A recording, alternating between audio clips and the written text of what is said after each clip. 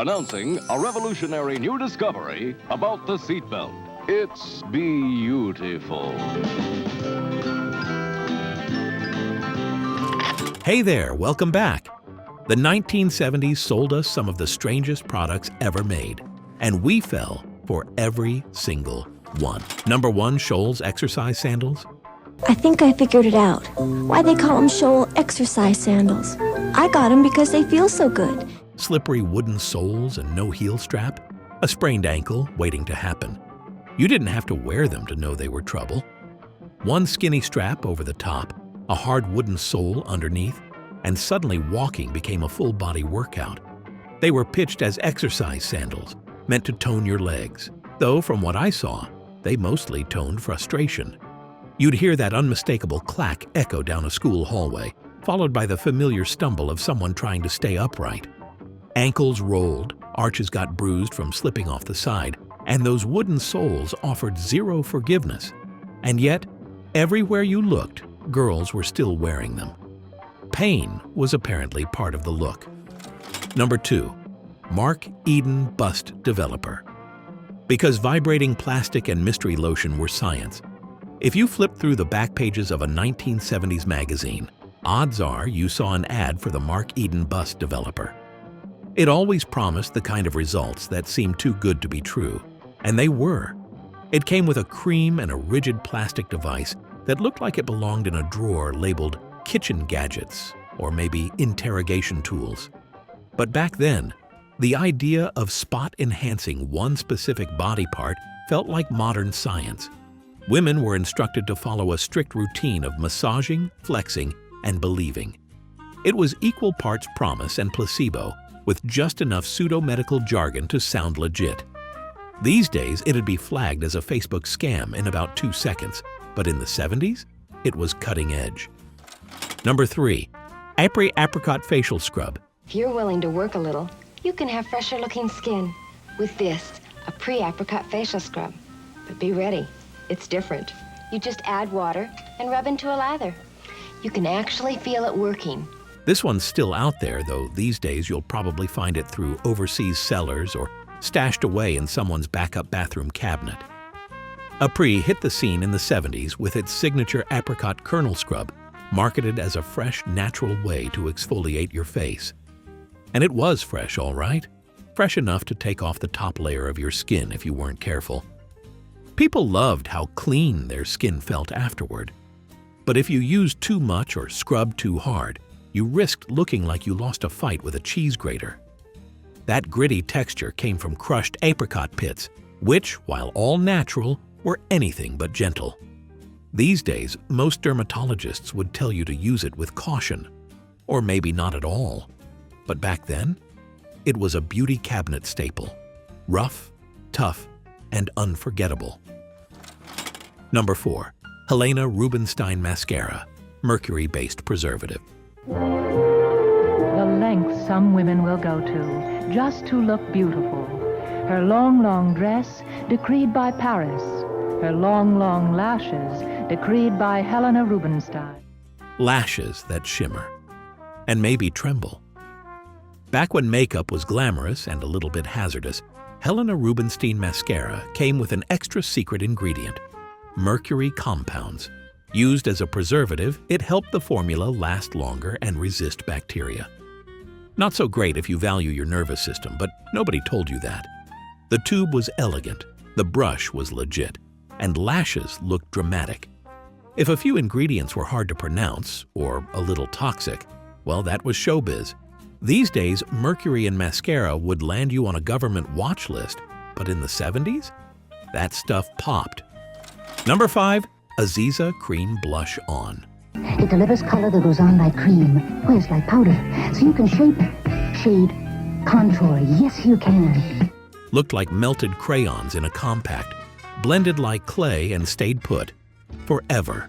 Aziza was that drugstore brand you saw on every girl's dresser, cheap, colorful, and apparently impossible to remove. From what I've heard, their cream blush wasn't so much makeup as it was a commitment. The stuff went on like putty, stayed put like a bumper sticker, and if you overdid it, you didn't wipe it off. You just adjusted your whole look to match. blending it? Allegedly took tools, but it was $1.99. Came in colors that looked like melted crayons, and somehow that was part of the fun. All right, real talk. If you've watched more than one of these and still haven't subscribed, that's like using baby oil and iodine and wondering why you're crispy. Go ahead, hit that subscribe button. It's painless, it's fast, and unlike a home perm kit, it won't backfire. And hey, if you're lurking on Facebook like it's 1979 and you're flipping through a Sears catalog, come say hi. Thanks. Number 6. Rave Home Perm Kit. Remember when your mother gave you a frizzy home perm and you cried for 6 months? Well, times have changed. Here's a home perm that doesn't look permed. It's called Rave. Chemical burns in a box, but hey, volume. These kits were basically alchemy for your scalp. They came with plastic curlers, a little bottle of something that smelled like punishment, and a dream. You didn't go to the salon, you went to the kitchen. Half the time, the results were incredible.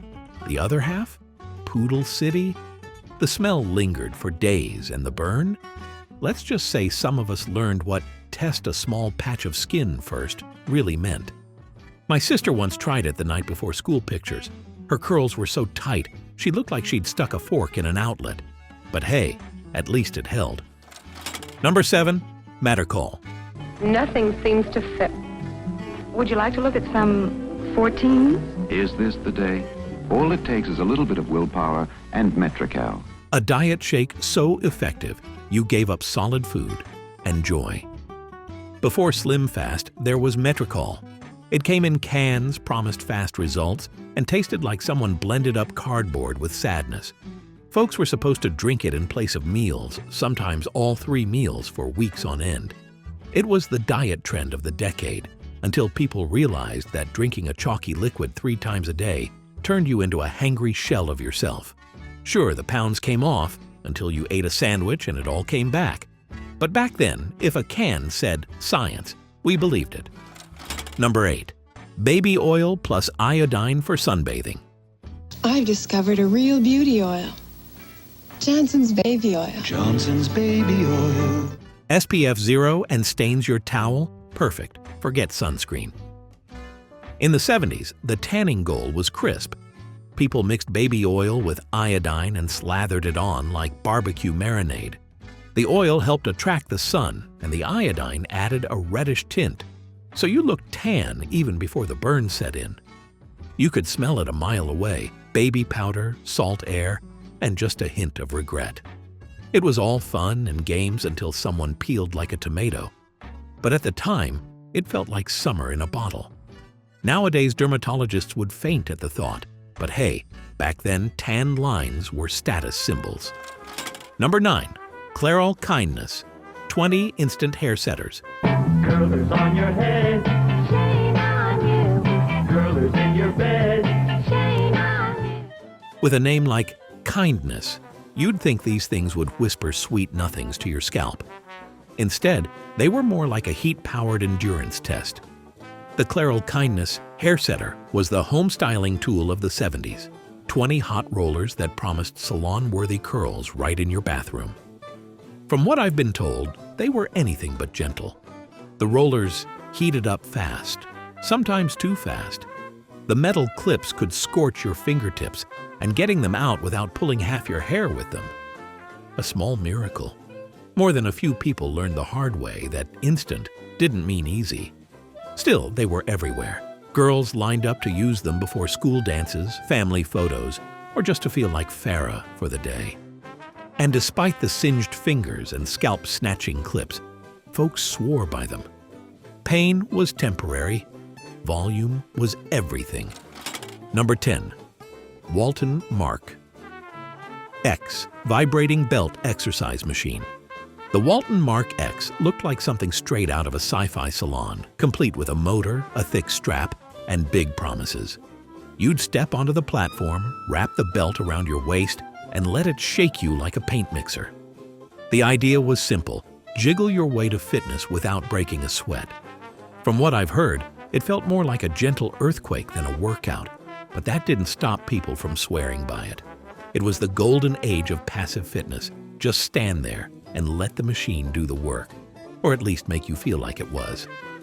Looking back, some of the products we swore by in the 70s seem pretty wild today.